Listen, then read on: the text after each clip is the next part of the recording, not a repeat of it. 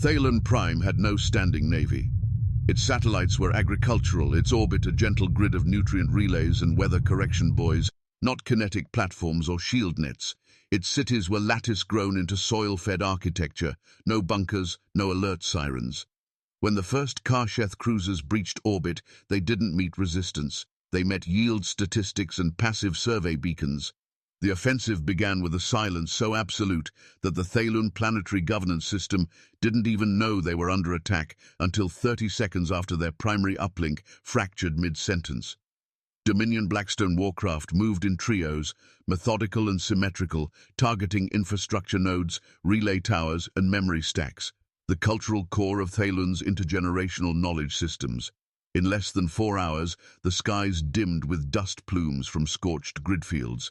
Irrigation craters dotted once thriving valleys where seeds had been indexed by genome instead of weight. The Dominion doctrine was clear: sterilize orbit, damage the surface just enough to ensure dependence, then install compliance teams for soft reconstruction. It wasn't conquest, it was structured collapse. Earth's Unified Council had the coordinates. They had the emergency appeals. Thayalun was still technically under the protection of the Hekron Accords, a now crippled framework born during the brief window of interspecies cooperation decades ago when Earth still believed diplomacy could be engineered like architecture.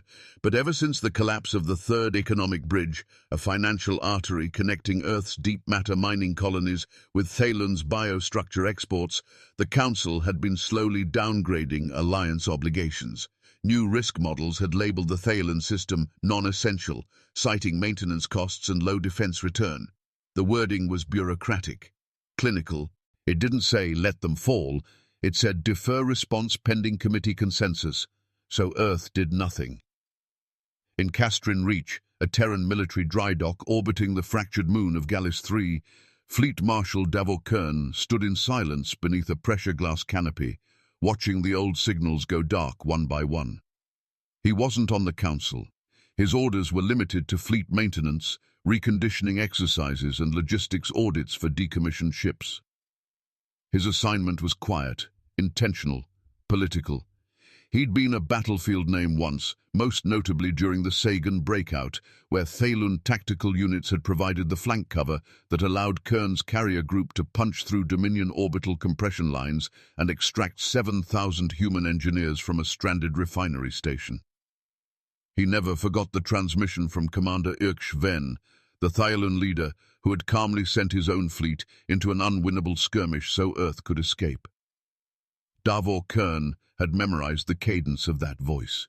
He had buried men because of that call. He had been promoted because of that call. When the first images of Thalen's gridfields collapsing came in, grainy, intercepted fragments from low-orbit civilian monitors, Kern didn't call Earth. He didn't draft a recommendation. He pulled a chair into the center of the decommissioning bay and opened a black steel briefcase that hadn't been touched in 11 years. Inside was a single set of documents sealed in subreactive polymer. Directive Custos. It was not a common protocol. Not anymore. Originally crafted during the Edge Wars, it had been designed to authorize autonomous intervention when mutual treaty allies faced imminent collapse and formal chain-of-command structures failed to respond. It was not unilateral. Custos required clearance from 5 independent chain-of-command officers, each ranked and seated within different divisions of BAUS. Earth's orbital military lattice. Custos was not meant to be used. It was meant to exist to suggest Earth had fallback ethics when diplomacy failed. Kern called 4 officers. Not through encrypted relay, not through council channels. He summoned them physically, using long-dead routing codes from the Hekron Compact era, codes only those who had bled during those years would remember.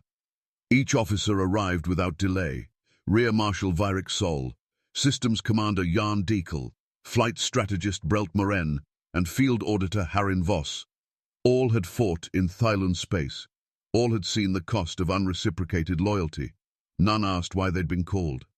Kern didn't give a speech. He placed the sealed Custos authorization on the cold steel table, looked at each man, and asked the question plainly. Will you sign to shield the ones we left exposed? They signed. No ceremony, no announcement. The ink used was trace dissolving. non-detectable by Council audit tools for 48 hours. They activated ghost protocols inside the Castrin dry dock, reactivating 4 Class 4 Custos vessels once scheduled for full strip-down. Silent hulls designed not to fight in formation, but to disappear into gravity wells, mimic dead signatures, and surgically fracture subsystems. These weren't Terran conquest ships. They were older, smarter, built when war was still coded with memory, not metrics. Within 6 hours, Kern had a fleet.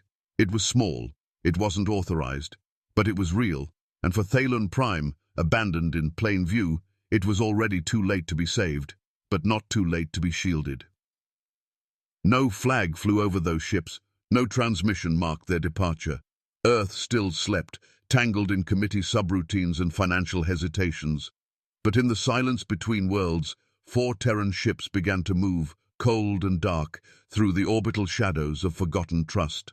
The silence before fire was breaking, and Earth, whether it knew or not, was about to remember what its memory was capable of.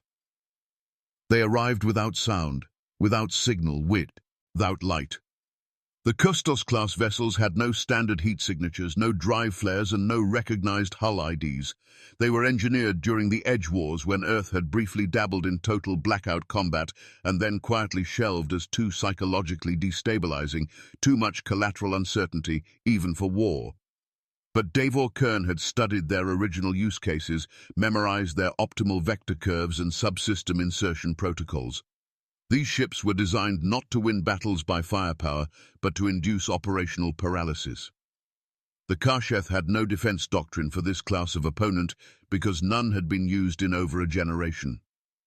To most of the Dominion's active fleets, they were theoretical relics, obsolete on paper, irrelevant in training sims, which is why when their first cruiser stuttered mid-deployment above Thalon's southern pole, no one on the Karsheth side considered sabotage.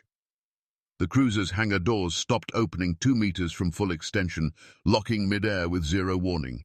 Emergency override failed. Secondary backup cycled into perpetual loop. That same minute, its targeting matrix began pulling echo data from sister ships, overlaying false trajectories into live feed. The ship's AI flagged a breach but couldn't locate the source. Crew reported gravity inconsistencies in the lower deck, snap shifts of orientation that dislodged storage crates, curled floor panels upward like heat-warped plastic. Manual inspections revealed no hull breaches, no external boarding signatures. Then one of the engineering officers noticed something wrong in the lower service tube. A thin gleam of composite metal fused flush with the cruiser's inner wall. Not Dominion tech. No lights, no seams, no welcome. The fusion site wasn't welded. It was driven in, part of another ship physically embedded into the Karsheth cruiser like a splinter under skin. This wasn't a collision. It was docking without request. The Custos vessel hadn't fired, hadn't broadcast, hadn't even decelerated to match speed. It had simply pressed against the Karsheth hull, interfaced through direct contact, and deployed a command divergence spike into the enemy AI core. The crew didn't die from fire or vacuum. They died because the ship lost all orientation data, power routing, and internal temperature regulation. In 17 minutes, life support hit critical failure. Half of the crew suffocated without alarms. The rest froze at their stations, still trying to recalibrate targeting arrays that no longer returned valid responses.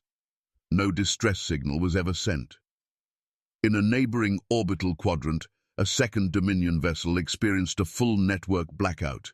It began drifting in silent arc, firing stabilizers in jittery half-pulses while its navigational system insisted it was docked. Another ship, preparing for synchronized burn, picked up conflicting ident signs, one telling it to advance, another suggesting a collision path. The Dominion chain of command initiated a probe sweep. Nothing was found. They resynced local net nodes, but the targeting discrepancies didn't resolve. By the time they realized they were being mapped by phantom signals, it was too late. Their own AI subroutines had begun to fold, looping command logic until memory stacks overheated and cycled into shutdown. From Earth's perspective, nothing had happened. No announcement was made, no tactical fleet updates issued. Terran news channels reported on agricultural subsidies and orbital mining rights. Not Thylun, not Kustos, not Kern. But in Dominion comms, something else was unfolding, something stranger than war. Their ships were Baesu, and peeled from the sky by an opponent that never spoke, never showed face, never claimed kill credit. Crews began filing behavior irregularity reports to command, pressure shifts on the bridge, transient footsteps echoing on unoccupied decks, flickers of motion in dead corridors. Dominion officers, bred on discipline and clarity, found themselves facing an enemy that didn't contest territory. It corrupted context. Psychological destabilization spread faster than kinetic loss. Tactical officers began arguing with automated systems, second-guessing threat IDs, locking down access corridors over phantom motion reports. Orders became hesitant. Battle group leaders requested updated engagement doctrines.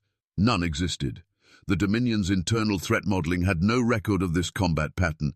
Their simulations accounted for beamfire, missile salvos, gravitic mines, and hacking intrusions. But nothing matched the pattern of silent, persistent infrastructure sabotage without any human presence. No Terran boards were recovered, no bodies found. The Karsheth only had debris, and not much of that, since Kustos vessels stripped power cores and left empty hulls behind. By the third day, orbital kill ratio models began to degrade. No Terran ships had been detected, yet fleet attrition was measurable and climbing. Earth's lack of response was no longer seen as weakness. It was worse. It was a variable that no longer obeyed reaction logic. The strategic situation inverted. Normally, force escalation would provoke negotiation. Instead, Earth had bypassed dialogue entirely, allowing its silence to become a form of weighted probability. To attack a Terran-aligned world meant gambling with systems that might already be corrupted. The Dominion's confidence didn't collapse all at once. It eroded. One misfire, one ship drift, one failed ignition at a time. In Thylun airspace, the sky had gone strangely quiet. The original Dominion blockade, once 72 vessels strong, was down to 41 and holding. Some had relocated to secondary orbits. Others hovered in dead drift, waiting for diagnostic clearance. The Kustos vessels had never revealed themselves, not even after the kills. Kern's play wasn't visibility, it was doubt. His ships didn't hunt targets, they hunted definitions. They made the Dominion unsure of what counted as secure, what was owned, what remained theirs. And so the ghosts in orbit moved again, still silent, still unacknowledged. But now the galaxy was beginning to understand that Earth didn't need to speak to be heard. It had changed the meaning of inaction. Its silence was not absence, it was warning.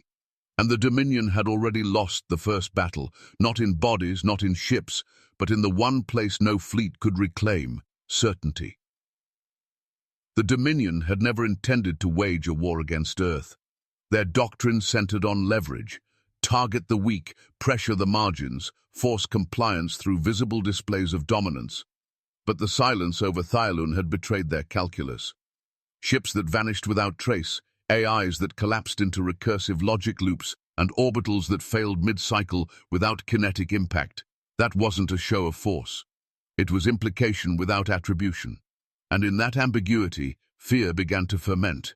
Within days of losing contact with 11 cruisers and watching dozens more grind into technical inertia, Dominion High Command issued a classification update that would change the galactic map. All Terran treaty-bound systems were now to be treated as hostile extensions of Earth. Thylun wasn't a neutral farming world anymore. It was flagged as a Terran combat proxy. The act, while wrapped in procedural language, was a declaration. It meant that any future war wouldn't begin with Earth. It would begin with those Earth once called friend. On Earth, the impact was immediate. The council chambers, long a site of deliberate caution and slow alignment, found itself cornered. For weeks, they'd allowed Kern's operation to play out in silence, hoping the limited scope and lack of public visibility would render it politically survivable. Now they faced a full-blown crisis. A Terran officer had conducted unsanctioned military action in foreign space. The enemy had retaliated by redrawing diplomatic boundaries, shifting defense pacts into war protocols. What had been a quiet erosion of responsibility had snapped into outright geopolitical ignition. Kern had forced their hand, and he had done it without asking permission. The emergency session convened in the lower strata of Arc Sector's legislative tower. Councillors arrived cloaked in formal process, but their rhetoric cracked under the weight of public unrest. In the outer colonies, those living closest to the Karsheth boundary line, thousands had gathered in orbital public squares, holding vigil beside projection walls displaying Thylon's scorched terrain. These weren't just sympathetic images, they were reminders. The Thylon had sheltered Earth's wounded during the siege of Velen Ridge. Their biomech teams had volunteered during the Draemar Plague. They had stood as allies when Earth had nothing but retreat in its hands. And now they had been targeted while Earth hesitated. Kern hadn't just moved ships, he'd moved guilt. The images of Dominion ships burning in silent orbit spread through underground networks first, leaked sensor footage from repurposed mining drones and colony-facing satellites. No Terran vessel appeared in the footage, just the aftermath. Enemy hulls adrift, systems sparking, formations dissolved. The effect was magnetic. Kern became a symbol not of war, but of remembrance. The idea that Earth still honored debts, still shielded those it once pledged to protect, began to take hold. On Salis 4, miners carved the word Kustos into a mesa wall visible from low orbit. On Dereth Station, a school AI began inserting quotes from Kern's archived field journals into its ethics curriculum. The council could feel it. The center was no longer holding. They tried to delay, to redefine. Several members pushed for an inquiry, a review panel, a reclassification of Kustos as an experimental exercise. But the military advisory bloc came armed with data. Planetary impact reports from Thayalun showed minimal infrastructure loss beyond initial orbital strikes. No population centers had been decimated. No secondary attacks had landed. In military terms, Kustos had done what no council-led defense had managed in decades: a complete neutralization of orbital threat with zero planetary casualties. The operation had cost Earth nothing in lives, had required no logistical reinforcement, and had not drawn any formal retaliation to Terran soil. The numbers were irrefutable, and more than that, they were emotionally charged. For the first time in recent history, Earth had defended an ally without self-interest, and had won. What followed was a vote, not out of unity, but out of necessity. The outer sectors were beginning to whisper the unthinkable. Autonomous defense coalitions independent of the council, civil division, resource withdrawal, even military mutiny. The council had two choices: retroactively legalize Kern's actions and claim it as strategic foresight, or risk a fracture that could pull Earth's fragmented colonies into chaos. The decision wasn't noble, it was inevitable. Under Continuity Clause 7A, originally drafted to maintain governance during interstellar blackout events, the Council voted to validate Kustos as a legitimate emergency response doctrine, effective retroactively. Kern's unauthorized campaign was no longer rogue, it was canon. The final motion passed with a narrow majority, but once recorded, it redefined Earth's doctrine in real time. Kern was formally promoted to Joint Overseer of Defensive Treaty Operations, a title that hadn't existed until the day it was granted.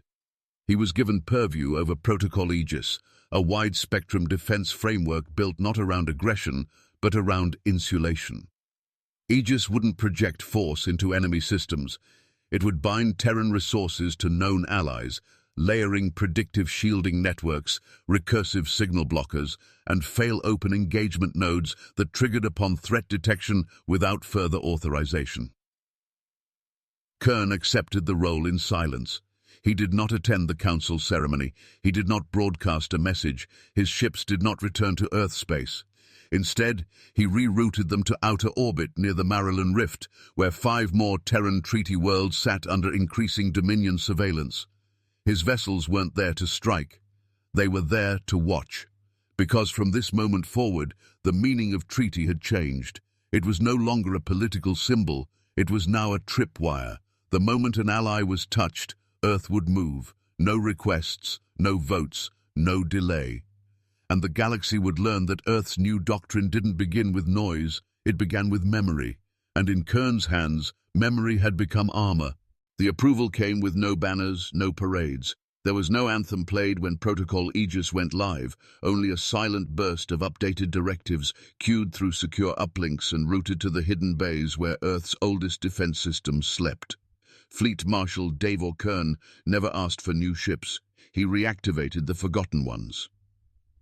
Class 4 Kustos vessels were reassigned to a modified orbital pattern, and dormant relay platforms, those once slated for atmospheric observation, were stripped and repurposed as logic trap nodes.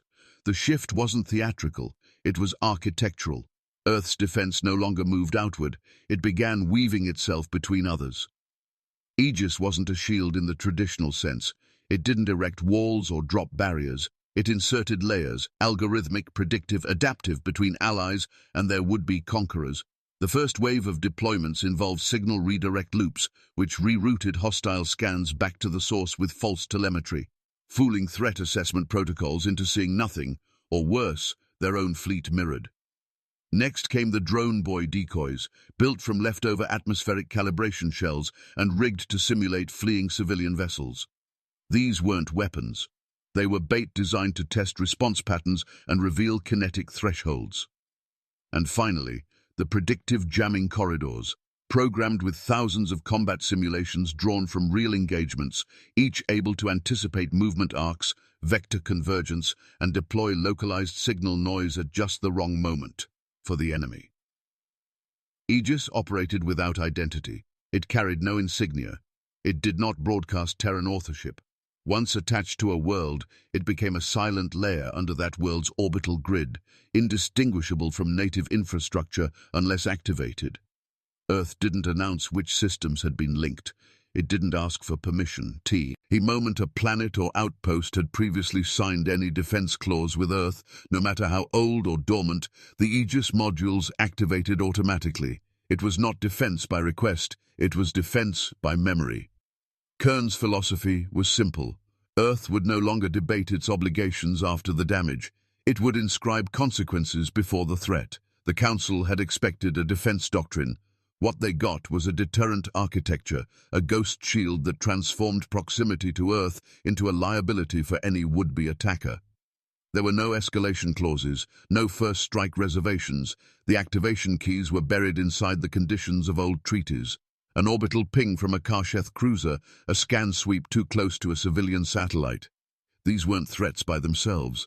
But in the Aegis grid, they became triggers.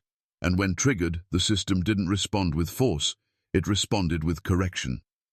On Rinvel's Hollow, a small water-harvesting colony with zero military presence, Dominion surveillance drones began experiencing telemetry feedback loops.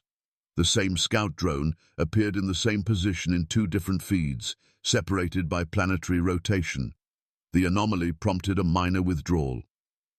On Cressel's Verge, a trade station once abandoned by Terran diplomats, Dominion AI logs recorded atmospheric distortion spikes consistent with reactor instability, only to discover days later that those spikes were pulsed decoy echoes seeded by Aegis buoys. No detonation, no evidence, just uncertainty. What Aegis did best was inject friction into the enemy's rhythm. Dominion formations were built on tight maneuver logic, stacked timing, and synchronized burst patterns.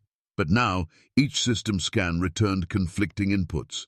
Missile lock routines began aborting mid-cycle. Boarding plans dissolved when cargo bays failed to recognize approach vectors as valid. Aegis didn't destroy. It corrupted the conditions under which destruction was possible. This shift didn't go unnoticed.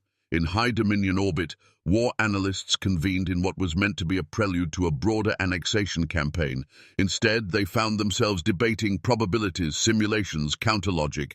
No one could determine how many Aegis nodes had been deployed. No one could confirm which worlds were protected. They were fighting not an army, but an equation, and that equation no longer obeyed their assumptions. The Karsheth response, predictably, was to regain control through scale. They began organizing a saturation campaign, a brute force approach designed to override Aegis's ambiguity with sheer volume. The plan was straightforward: flood the suspected systems with simultaneous cruiser deployments, overwhelm the jamming corridors, suppress signal drift, and force Aegis into overextension. It was the kind of move that required thousands of vessels and enormous logistic coordination. It was also the only move they had left. Meanwhile, Earth said nothing. No counter-threat, no ultimatum. The Council, now entirely sidelined in military terms, focused on stabilization logistics, while Kern's teams extended the Aegis net across 13 more minor systems, each marked not by strategic value, but by past alliance ink. The operation was quiet, precise, methodical. Colonies that hadn't heard from Earth in years woke to find their orbital decay alerts rerouted through hardened relay stacks. Civilians on forgotten moons noticed new patterns in their sky, moving specks that never stopped, never flashed, but always remained overhead. Kern never spoke publicly. He didn't need to. His doctrine spoke through pattern. Earth would not wait for morning. It would place itself between war and those it once called kin. Not to be thanked, not to be recognized, but to inscribe memory into motion, so that any empire that reached out in conquest would find its own hand blurred, rerouted, and broken long before it made contact. And the galaxy, watching from the edges of fragmented treaties and flickering diplomatic lines, began to understand. Earth was no longer a state, it was a condition. It didn't announce presence, it established inevitability. Protocol Aegis wasn't defense, it was consequence, embedded in silence, waiting. The Dominion didn't sneak in. They came all at once across 3 systems with 900 cruisers arranged in blitz fleet formations. Their approach wasn't meant to conceal, it was designed to overwhelm. They struck Seren's Fold, Drenel's Arc, and the outer moons of Thalun Prime in perfect simultaneity. Every ship coordinated on zero-lag timers, operating under a logic tree meant to collapse defensive nets before they could respond. But Protocol Aegis hadn't been built to win through speed. It had been built to distort perception. And in these systems, perception had already been rewritten. From the moment the Dominion ships entered designated Aegis airspace, the attacks began failing. Not through resistance, through recursion. Each fleet's targeting systems immediately began receiving false positives. What appeared to be enemy vessels were either ghost echoes, decoy buoys, or looped IFF returns that mimicked Dominion cruisers with perfect signal fidelity. The Dominion command structure had accounted for jamming. They hadn't accounted for identity corruption. Cruisers began registering sister ships as hostiles. Some tried to reroute fire through secondary AI filters, only to find their manual overrides already queued and locked. Those who hesitated were struck by ships that hadn't received the correction yet. Entire formations fractured under their own precision. The first confirmed loss wasn't from Terran fire. It was from a Dominion capital vessel detaching early and initiating a safety burn that intersected its own recon sweep. The detonation blinded its cluster, triggering emergency subroutines that had been preceded by Aegis predictive logic. Those subroutines mimicked Dominion shutdown protocols, command locks that had once been internal only. Now they activated fleet-wide, bouncing from one cruiser to the next in a chain of false alarms that looked real, felt real, and were executed at machine speed. By the second hour, chaos had set in. Formation leaders began issuing raw-coded instructions just to reassert command. But every command had to pass through Aegis signal corridors, each one laced with redirect fields that tested syntax, flipped values, and inserted delay fragments. Communications collapsed. Some ships began firing simply to re-establish position awareness. Others spiraled into evasive patterns against threats that didn't exist. Dominion discipline, once algorithmically perfect, was breaking apart, not because of external force, but because every assumption of system integrity had been invalidated from within. Terran ships didn't fire until hour 3. When they did, it wasn't coordinated salvos or grand counterstrikes, it was surgical. Class 4 Kustos vessels, still dark and unmarked, picked off stragglers that had separated too far from the collapsing formations. They didn't attack targets, they removed stabilizers, punctured coolant loops, embedded spike drones into propulsion ducts. No broadcast, no warning. Each kill was meant to be seen as mechanical failure. To the remaining Dominion fleet, it became impossible to tell if death was coming from outside or inside. In a fleet that relied on predictability, they had lost the one variable they couldn't compute: origin. But even in collapse, war is never clean. Untut. During a secondary sweep of the Thalun outer arc, a Dominion boarding pod struck a civilian evacuation shuttle too low in orbit to avoid detection. It wasn't a targeted strike, it was a panic maneuver, automated, ill-timed, and carried out by a vessel that had already lost AI correction. The pod tore through the aft section of the shuttle, depressurizing two compartments. One of them contained a diplomatic courier, Thalun blooded, 7 years old, en route to a neutral archive moon. The body was recovered intact, but lifeless. It bore the Aegis marker on its suit, stitched by Terran techs days earlier as a guarantee of protection. Fleet Marshal Davor Kern received the footage without commentary. The child's name had not been broadcast. The report was flagged as low priority, but Kern had served with Irkshven. He had memorized the biosignatures of his old crew, and the name encoded in the child's diplomatic packet matched one of them. Bloodline, Ven's grandchild. In all of Kern's campaigns, he had rarely paused for grief. He wasn't built that way. But when he saw the stillness of the child's form inside that cracked containment case, he gave a single order. Not over open channel, not as a command, as an activation. The telluric frames had never been field-tested. Embedded into fault lines under Dominion-held moons, they were meant as geological deterrents, devices that released subsonic resonance pulses designed to fracture crust without visible damage. One pulse for each confirmed death. Not a weapon, not an attack, a statement. The first wave struck Varneth's reach at low tide. No structures collapsed, no cities fell, but the ground split along 11 kilometers of coastline.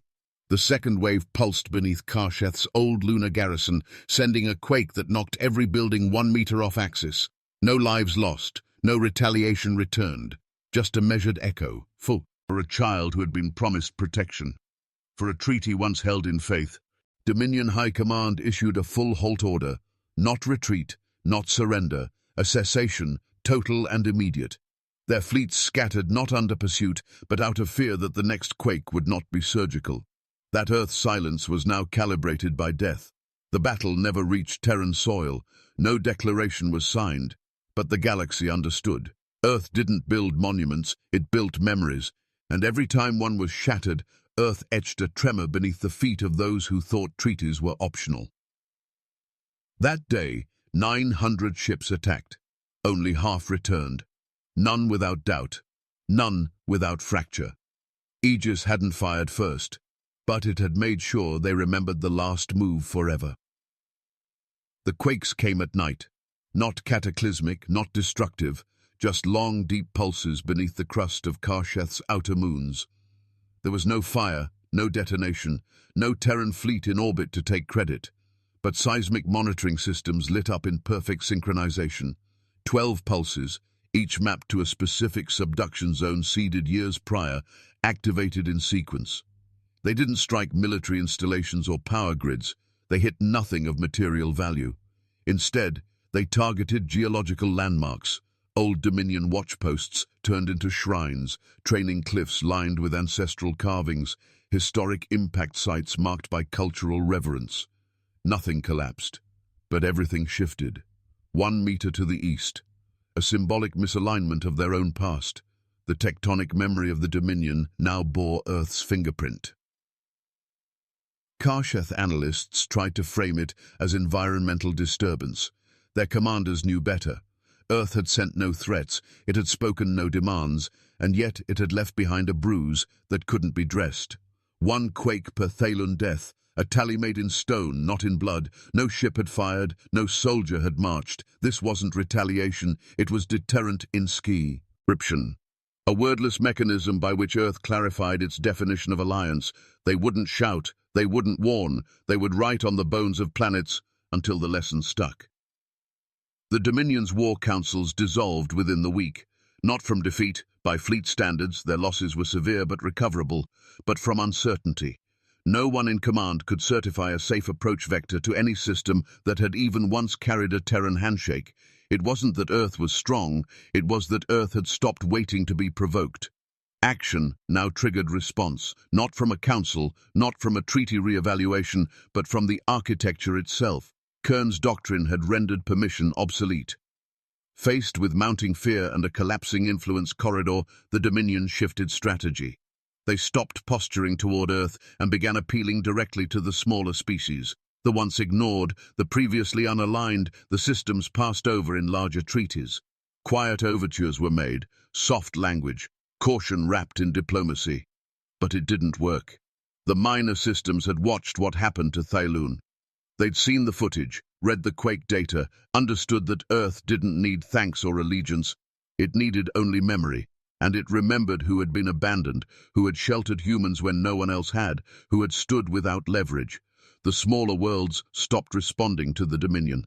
They didn't declare loyalty to Earth. They didn't have to. They just began rerouting their relay protocols to match Custos compliance standards, a form of digital graffiti. Not submission, not alliance. A signal. We remember. In the wake of his silent campaign, Davor Kern refused every offer of recognition. The council attempted to name a day after him. He declined. Military leadership commissioned a medal. He returned it in a sealed case unopened. Kern didn't return to Earth. He relocated his command to Thailun's second moon, orbiting silently, untethered to any planetary body. The station bore no flag. Its hull remained unpainted. It carried no designation other than the old Custos ident code etched beneath the sensor arrays. From that orbit, Kern watched the repair teams below rebuild charred grid fields, reseed memory stacks, and begin slowly to trust the sky again. He didn't speak much. He didn't need to. The systems around him had begun to change, not through legislation, not through official treaty networks, but through choice. Entire colonies began restructuring their command nodes to accept Custos triggers. Merchant satellites upgraded to recognize Aegis activation markers. Navigation guilds started encoding planetary logs with shield logic. No directives issued, no ambassadors sent. Just a quiet, widespread understanding. Earth would act, not because you asked, but because it remembered.